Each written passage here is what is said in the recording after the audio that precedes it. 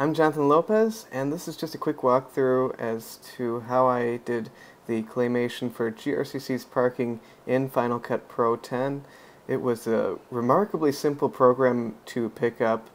As you can see, there's a ton of information in this timeline, and I have so much to learn, but even a person with my knowledge was able to work the program fairly simply.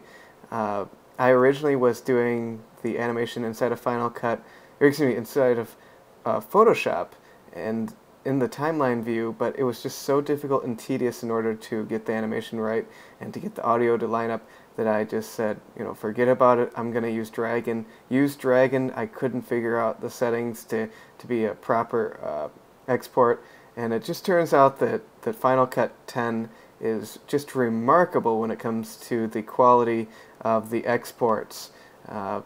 And the nice thing is that Final Cut 10, you can actually go in and Google it. There's the Final Cut 10 Pro, or Final Cut 30-day trial, and give it a shot. Definitely is my recommendation first off. But it's just amazing what you can do with this program, because I have always been a fan of being able to go in and change the duration of the animation, but whenever you export it as an MOV, it's so difficult once you get it into your editor to change the timing of things. But with Final Cut, I was able to go in and actually, let me just grab one that has multiple speeds, which this would be a great example, because as I zoom in here, you can see that I have 2s here, there's like a 6 frame here, but these are 1s, and it's just so remarkably easy to go in here and to retime these. Like if I said to myself that I wanted to speed that up, I would just have to hold down the Control D button and I could hit the 1, and over here that changes to 1 frame, and that quickly speeds it up. And I don't want that, but if I did want to change that, it would just quickly render it within 5 seconds. It's remarkably quick, and I can quickly look down here if the animation lines up with the audio. As you can see, the wavelengths over here, I don't even know what you call it officially, but the wavelengths over here are displayed visually, and it's very, very helpful for getting the timing set up. In addition to that, I'm able to move with keyframes the audio through the video. And so if you look over here in the audio inspector, you're able to actually create surround sound, which is just downright amazing that on a $300 software you're able to do something so remarkably easily. And which you can see that I sort of did it. I did it a little pathetically. That's my pathetic attempt. But even for someone that doesn't know a whole lot about the software, I was able to do so much. But let me just kind of go into how I got to the JPEGs that are here inside of Final Cut. So my software of choice was Bridge. So you can see these are all JPEGs, but originally they were .nef files, which are the raw files for Nikon. If you were to view this in Finder, it's a real mess, but I don't use Finder to look at my files. It's nice because it doesn't display any of the sidecar files. If I open this up inside of Camera Raw, which is part of Photoshop, I was able to color grade and change my exposure, the white balance, whatnot, the lens corrections, and additionally I was able to crop, because it's important that I don't have to do any rendering on the video aspect of cropping. I just didn't want anything to go wrong, and it also reduces the file size by cropping in, before I were to export. Oops, I just undid all that.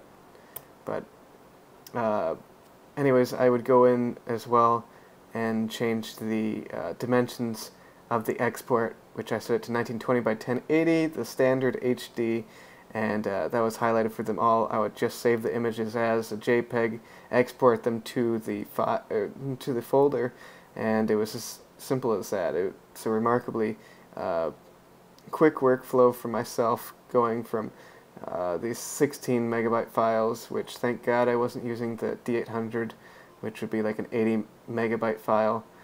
I would definitely love to be able to shoot with the D800 a stop motion, but that's just not reasonable.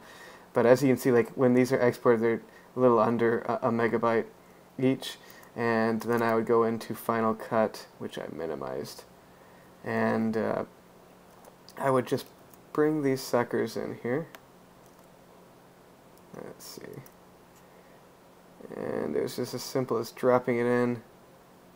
Hang on here, I did it wrong. And normally it would just select those. And I would just hold down the Option G, which makes it into a group.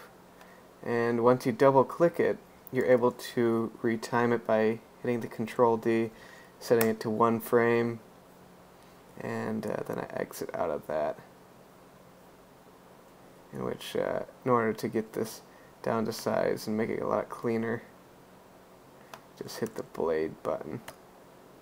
There we go. But then that allows me to crop this.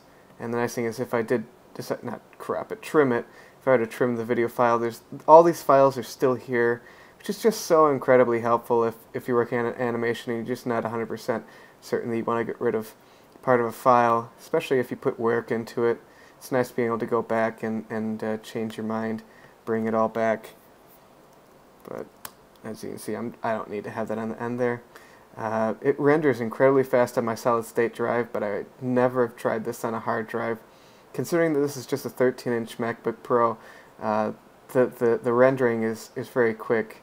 And the nice thing is that with Final Cut, I'm able to do the video, audio, as well as a lot of visual effects. Like with this, there's a lot of cheating being done when it comes to this animation. And I shouldn't even say cheating, it's just I don't overwork myself if I don't have to.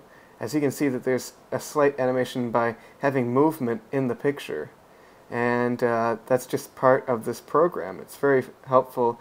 It's an effect called handheld, and it's nice that you're able to change the amount that it shakes very simply and quickly, and it allows you to fudge the amount of animation that goes in.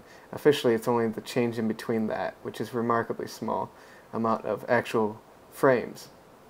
But yeah, that's just sort of a look at what goes into making, or what went into making the GRCC parking animation. It was remarkably simple inside of Final Cut.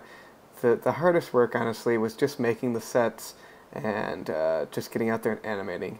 That's the real work, as well as the lighting. The lighting was so difficult because the characters are so tiny, and the entire time I worked with just one light source, aside from, like, say for instance, the little LED that pops up right here. There's just one little LED that is from a flashlight popping up, simulating the cell phone. But I'm actually going to do another behind-the-scenes look at how I did the lighting effects for this. Again, this is just one light. It's so simple in order to do that effect. And go ahead and click in click the link in order to see that that effect, how that's done, and I can explain that to you in like a minute. So, anyways, I'm Jonathan Lopez, and I hope this was helpful.